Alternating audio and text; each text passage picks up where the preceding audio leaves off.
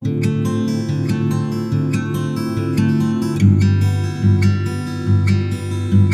बच्चों। इस क्लास के अंदर हम लोग गणित कक्षा 3, 4 और 5 तीनों क्लासों के लिए उपयोगी है वो पढ़ेंगे। बेसिक से शुरू करेंगे। कुछ प्रश्न उत्तर, हम सीधे प्रश्न करेंगे और उनका हल देखेंगे। आप भी अगर घर पे चाहो तो प्रश्न देख करके फिर रोक कर उसके बाद खुद हल कीजिए और चेक कर सकते हो। और साथ ही साथ ये नवोदय स्कूल की परीक्षा की तैयारी करने वाले बच्चों के भी खूब काम की चीज़ है, क्योंकि उनके एग्जाम के अंदर इसी तरह के प्रश्न पूछे जाते हैं।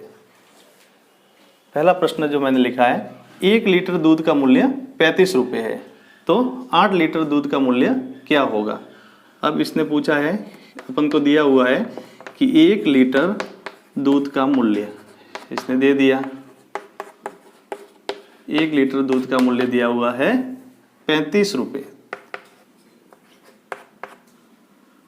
अब पूछ रहा है ये 8 लीटर दूध का मूल्य, 8 लीटर दूध का मूल्य ये हमको ज्ञात करना है।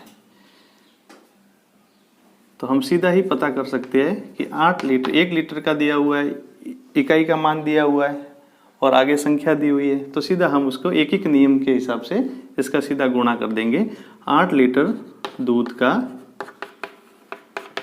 मूल्य बराबर कुल 8 लीटर है और 1 लीटर का 35 रुपये है, तो इसका 35 से गुणा कर देंगे। 8 का पहाड़ा 5 बार बोलोगे, 8 पंजे 40, 40 का 0, कैरी ऑन हासिल, हासिल के 4 आगे साइड में लिख देते हैं। 8 का पहाड़ा 3 बार बोलो, 8 एक 8 दूनी 16, 8 तिया 24, 24 और 4 28, तो इसका उत्तर आ गया 280 रुपये। 5 गाय एक दिन में कुल 38.8 लीटर, 38.5 लीटर यानी 38.5 लीटर। 0.5 का मतलब आधा होता है, 0.5 का मतलब कितना होता है, आधा। 38.5 लीटर दूध देती है, तो 5 गाय 4 दिन में कुल कितना दूध देगी। तो सबसे पहले हम लिख देते हैं, हमको दिया हुआ क्या है प्रश्न में, 5 गाय एक दिन में कितना दूध देती है, 38.5 लीटर। अब ये सेम पूछ रहा है आगे कि 5 गाय 4 दिन में कितना दूध देगी, 4 दिन में दूध देगी, ये हमको निकालना है। तो एक एक नियम के हिसाब से 5 गाय 4 दिन में दूध देगी, 4 दिन का गुणा कर देंगे। एक दिन में कितना देती है, 38.5 लीटर, तो 4 दिन में कितना देगी इसका अपन इसके साथ में गुणा कर देते हैं। तो सीधा 4 का पहाड़ा 5 बार बोलना है, 4 पंजे 20, 20 का 0, हासिल का 2 अपन साइड में लिख देते हैं। अब 4 का पहाड़ा 8 बार बोलो, 4 का पहाड़ा 8 बार बोलो या फिर 8 का पहाड़ा 4 बार बोलो, दोनों का उत्तर सेम ही आता है। तो हम 4 का पहाड़ा 8 बार भी बोल सकते हैं और 8 का पहाड़ा 4 बार भी बोल सकते हैं। तो 8 का पहाड़ा बोल देते हैं ताकि फटाफट हो जाए। 8 एक 8 दूनी 16, 8 तिया 24, 8 चौके 32, 32 और 2 हासिल के थे 36, 36 के 6 हासिल के 3। अब 4 का पहाड़ा 3 बार, 4 एकम 4, 4 दूनी 8, 4 तिया 12, 12 और 3 15। अब यहाँ एक संख्या के बाद में पॉइंट लगा हुआ है, तो यहाँ पर भी अपन एक संख्या के बाद में पॉइंट लगा देंगे।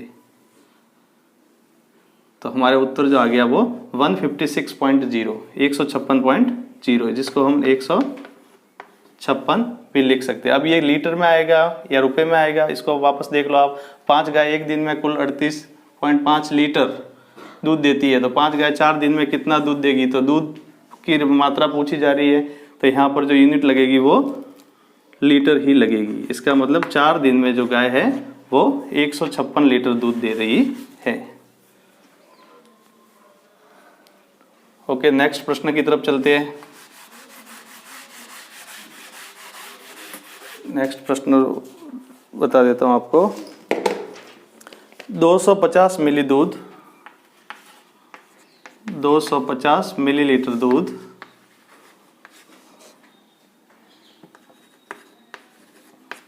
के कितने कप से कितने कप से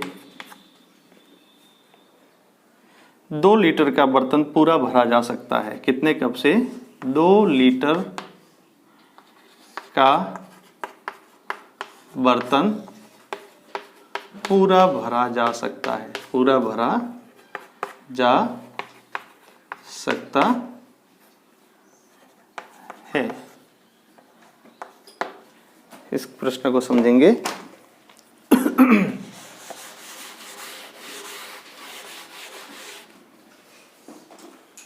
250 मिलीलीटर दूध के कितने कप से 2 लीटर का पूरा बर्तन भरा जा सकता है? तो यहाँ पर देखो हमारे पास दो राशियां है, एक मिलीलीटर में दी हुई है, दूसरी लीटर में दी हुई है।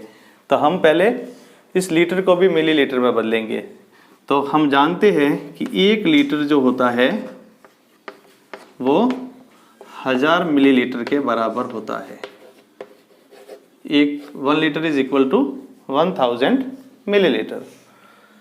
अब नेक्स्ट, टोटल दूध हमको दिया, बर्तन का नाप जो दिया हुआ है वो बर्तन हमारे पास है, बर्तन का माप 2 लीटर। तो इसको मिलीलीटर में बदलने पर 2 × 1000 बराबर 2000 मिलीलीटर का बर्तन है हमारे पास। और हमारे पास साइज क्या है, कप की साइज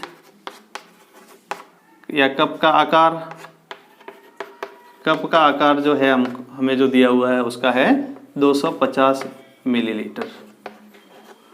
अब 250 मिलीलीटर के कप से कितने कप लगेंगे इस 2000 मिलीलीटर को भरने में? तो इसके अंदर सीधा ही 2000 के अंदर अपन 250 का भाग दे देते हैं।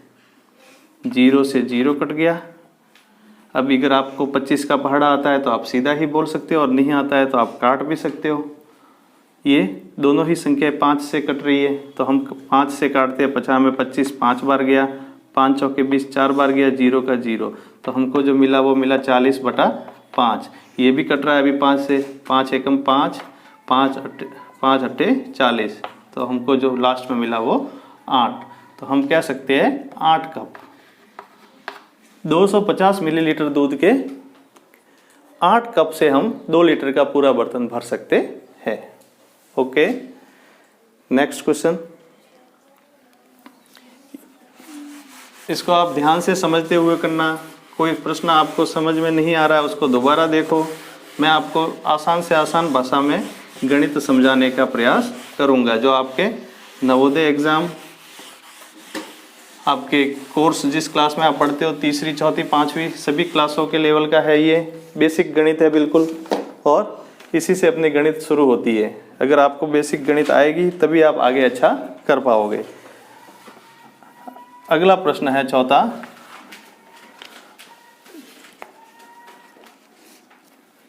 पाँच लीटर दूध से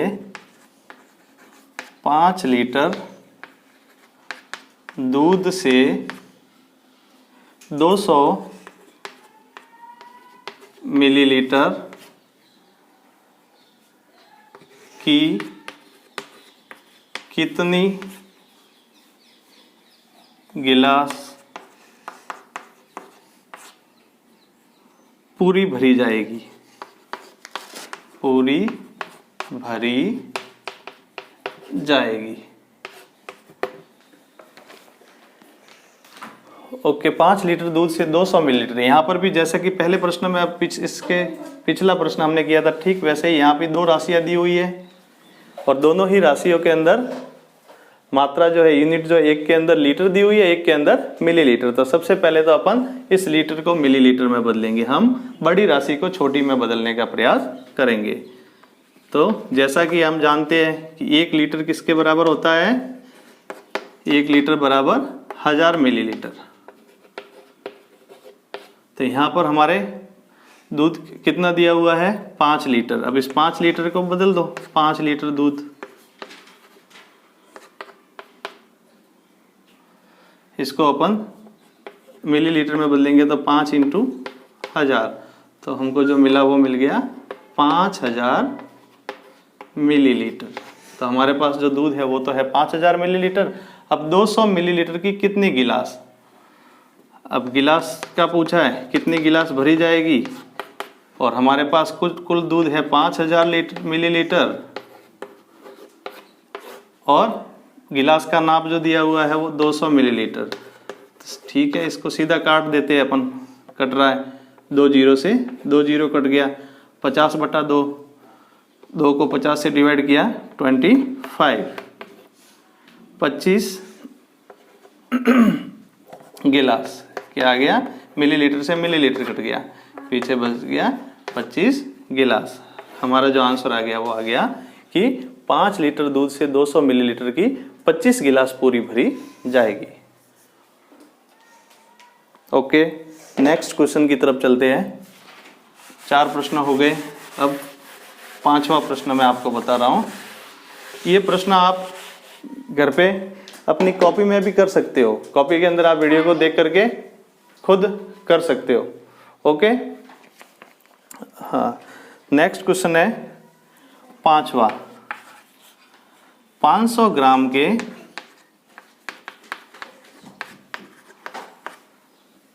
कितने बाट मिलकर, कितने बाट मिलकर 500 ग्राम के कितने बाट मिलकर 3 किलो के वजन के बराबर होते हैं। 3 किलो के वजन के बराबर होते हैं। ये बिल्कुल बेसिक गणित है जो मैं आपको पढ़ा रहा हूं, और ये चीज गणनाएं अगर हम आसानी से करना सीख गए तो फिर हमें आगे समस्या नहीं होगी। तो 500 ग्राम के कितने बाट मिलकर 3 किलो के वजन के बराबर होते हैं। यहाँ पर भी ग्राम और किलो 2 राशियां दी हुई है, छोटी और बड़ी दी हुई है, इनको हम एक ही रूप में लेके आते हैं। तो सबसे पहले हम बात करेंगे 1 किलो की, कि 1 किलोग्राम किसके बराबर होता है। 1 किलोग्राम 1 kg, 1 किलोग्राम जो होता है वो 1000 ग्राम के बराबर होता है। 1 kg is equal to 1000 grams. अब यहाँ पर हमको 3 किलो का वजन के बराबर नाप निकालना है, और 500 ग्राम के कितने बाट मिलकर 3 किलो बनाएंगे ये पूछा है। तो 1 किलो के अंदर 1000 है और यहाँ अपने पास 500 है, तो चलो 3 किलो हिंदी में लिख देते हैं। 3 किलोग्राम में ग्राम कितने होंगे, सबसे पहले तो इस राशि को लेके जाएंगे, तो 3 × 1000 मतलब 3000 ग्राम हमारे पास आ गया। 3000 ग्राम। अब हमने पास 500 ग्राम का बाट दिया हुआ है, तो कितने बाट, कितने बाट पूछ रहा है, कितने बाट। तो यहाँ पर 3000 ग्राम में 500 ग्राम के कितने बाट आएंगे। ग्राम से ग्राम कट गया, 2 जीरो से 2 जीरो कट गए। अब जो बचा है वो 30/5 बचा है। तो आप 5 के पाड़े में 30 आते हैं, सीधा ही इसको बोल दो, काट दो। 5 एकम 5, 5 दूनी 10, 5 तिया 15, 5 छक्के 20, 50 में 25, 5 छंग 30, 6 बार गया। तो हमारा जो उत्तर आ गया वो 6 आ गया, कि कुल 500 ग्राम के 6 बाट जब मिलेंगे तो हमारे 3 किलो बनेंगे। Okay, next question.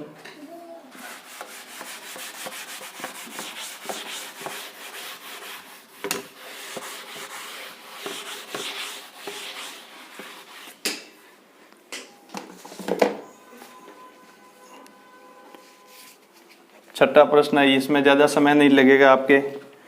व्रत की सबसे बड़ी जीवा को क्या कहते हैं। व्रत के सबसे बड़ी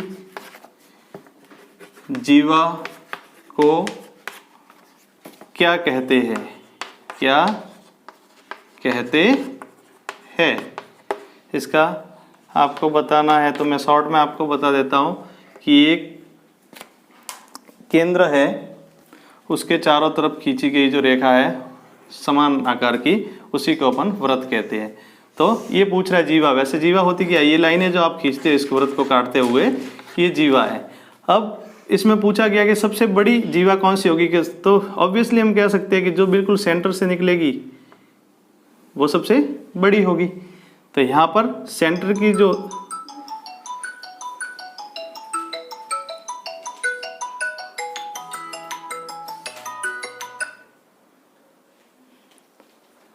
व्रत के सबसे, आपको डिस्टर्ब हुआ, कोई कॉल आ गया था इसलिए। ओके नेक्स्ट चलते हैं। व्रत के सबसे बड़ी जीवा को क्या कहते हैं। तो यहाँ से यहाँ तक की जो दूरी है, जैसे इसको अपन ने नाम दे दिया, ये 3 बिंदु हो गए ए बी एंड सी। तो ए से बी की दूरी जो है, ए से बी, या ए बी आप सीधा लिख दो, ए से बी की जो दूरी है उसको अपन त्रिज्या कहते हैं। क्या कहते हैं, त्रिज्या, रेडियस। और बी से सी की दूरी, ये भी त्रिज्या होगी। लेकिन अब यहाँ पूछ रहा है ए से सी की दूरी, जिसको अपन जीवा कह रहे हैं। काट दे फोन काट दे। ए से सी की दूरी जो है उसको अपन व्यास कहते हैं। क्या कहते हैं, व्यास। क्या कहते हैं, व्यास। ए से बी की दूरी त्रिज्या और ए से सी की दूरी व्यास। तो इसका प्रश्न हमको ये पूछा है कि व्रत के सबसे बड़ी जीवा को क्या कहते हैं। तो इसका उत्तर आप लिख दीजिए कि व्रत के सबसे बड़ी जीवा व्यास कहलाती है। सबसे बड़ी जीवा व्यास कहलाती है। ओके नेक्स्ट प्रश्न लिख दो। आपको मैं थोड़ा सा समय भी दे देता हूं ताकि आप लिख पाओ साथ साथ ही। अब आप लिख रहे हो तब तक मैं आपको ये भी समझा देता हूं। ये परिधि है, इसको क्या बोलते हैं, व्रत की परिधि। ये व्रत की त्रिज्या है और ये पूरा जो है ये व्रत का व्यास है। और सबसे बड़ी जीवा है जो इसके कटिंग अपन सीधी लाइनें खींचते हैं, एक कोने से दूसरे कोने तक की ये लाइन जीवा कहलाती है, व्रत के दोनों किनारों को जोड़ने वाली। अब इसने सबसे बड़ी पूछा है तो हमने ये लिख दिया कि व्यास जिसको हम कहते हैं वही व्रत की सबसे बड़ी जीवा होती है। ओके नेक्स्ट प्रश्न।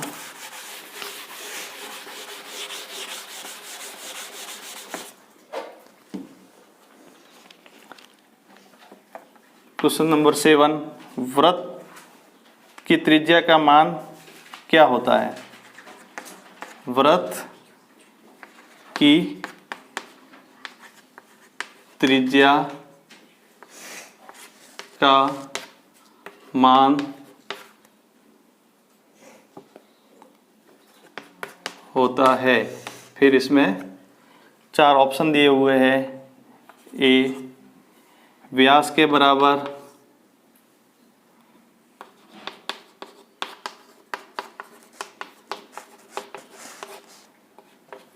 बी व्यास का आधा,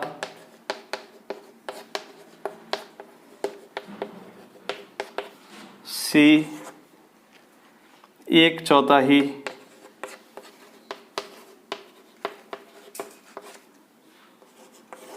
डी परिधि का आधा। परिधि का आधा। अब व्रत की त्रिज्या का मान पूछा गया है आपको, तो मैंने आपको बताया था कि अभी हमने जो व्रत बनाया था उसकी त्रिज्या ये थी। तो अब ये किसका है, व्यास के बराबर। व्यास तो नहीं, व्यास तो पूरा होता है। व्यास का आधा, हाँ बिल्कुल व्यास का आधा ही है, क्योंकि यहाँ त्रिज्या है, जितनी लाइन ये इतनी की इतनी आगे ये भी बढ़ेगी, यहाँ से यहाँ तक की। तो इसका उत्तर हो जाएगा बी।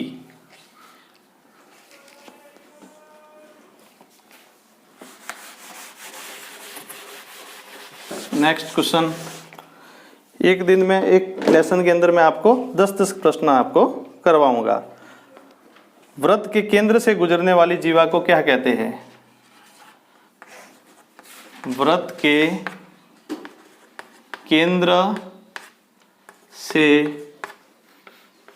गुजरने वाली, व्रत के केंद्र से गुजरने वाली जीवा को क्या कहते हैं, को क्या कहते हैं।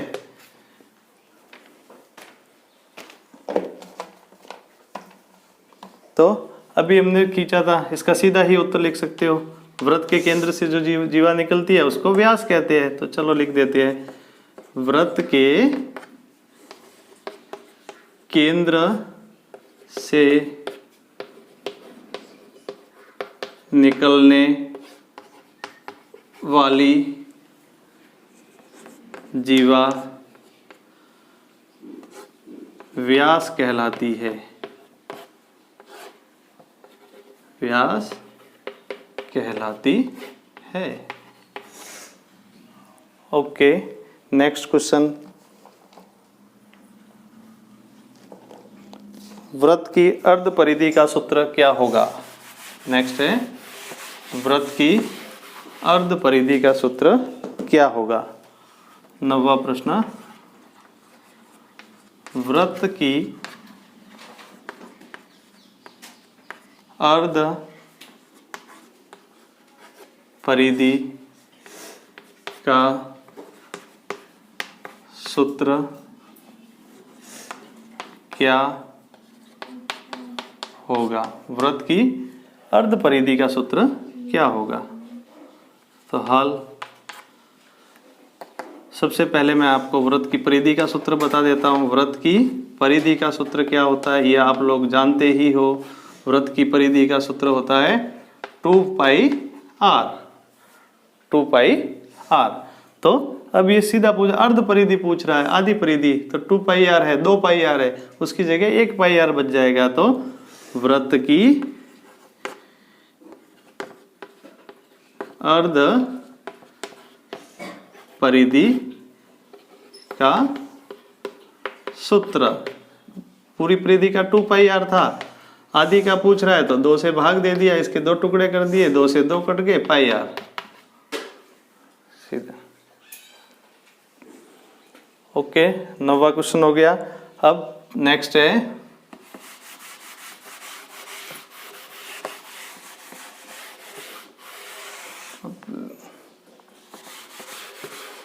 दसवां प्रश्न और आज की क्लास का लास्ट क्वेश्चन। 10वां प्रश्न जो है, 4 भुजाओं से घिरी बंद आकृति जिसमें आमने सामने की भुजाएं बराबर व समांतर हो वह आकृति नहीं है। ये 4 भुजाओं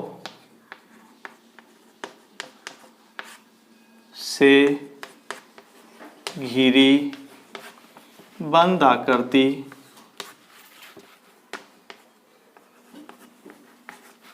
चार भुजाओं से घिरी बंद आकृति जिसमें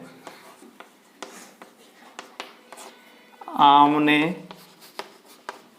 सामने की भुजाएं, 4 भुजाओं से घिरी हुई बंद आकृति जिसमें आमने सामने की भुजाएं बराबर व समांतर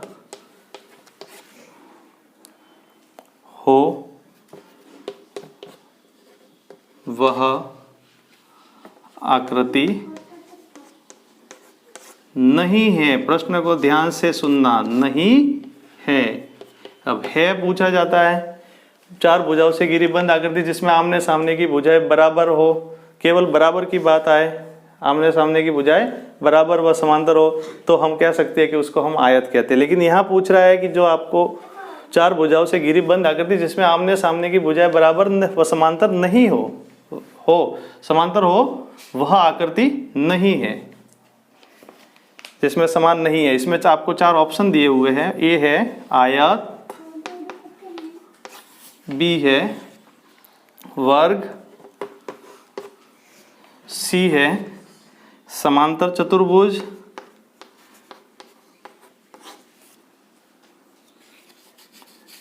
समांतर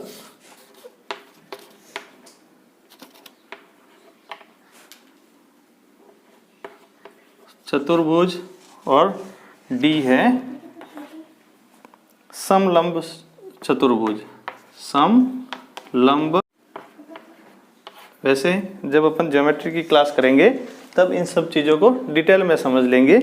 आज मैं आपको सीधा ही इसका बता देता हूँ कि ये क्या कहना चाह रहा है, शॉर्ट में समझा देता हूँ। चार भुजाओं से घिरी बंद आकृति जिसमें आमने सामने की भुजाएं बराबर व समांतर हो, यहाँ तक तो ठीक है। वह आकृति नहीं है। अब इसमें आमने सामने की भुजा बिल्कुल बराबर होती है, आयत जो अपना ऐसे होता है, ये इसके बराबर होती है, ये इसके बराबर होती है और दोनों ही समांतर है। वर्ग है, इसमें चारों भुजाएं बराबर होती है, लेकिन इस प्रश्न के हिसाब से इस कह रहा है आमने सामने की भुजाएं बराबर है। हाँ बिल्कुल बराबर है, और समांतर भी है, ये भी है। समांतर चतुर्भुज है, इसके अंदर भी यही है। लेकिन समलंब चतुर्भुज जो है उसके अंदर बराबर व समांतर नहीं होती। तो आपका जो उत्तर होगा वो डी होगा। Okay, good day. आपके ये आज की क्लास हो गई है, और मैं आपको ये कहना चाहूँगा कि मेरे इस चैनल के माध्यम से अगर आप जुड़ोगे तो मैं आपको नवोदय की और जो बेसिक गणित, बेसिक इंग्लिश, बेसिक हिंदी, सभी विषय जो 5वीं 8वीं लेवल तक के हैं वो करवाऊँगा। और इसके अलावा 10th तक की आपको विज्ञान के आपके कोई भाई बंधु जुड़ना चाहते हैं तो उनको भी करवाऊँगा। तो इसलिए इस चैनल को आप सब्सक्राइब एंड लाइक ज़रूर करें। ओके।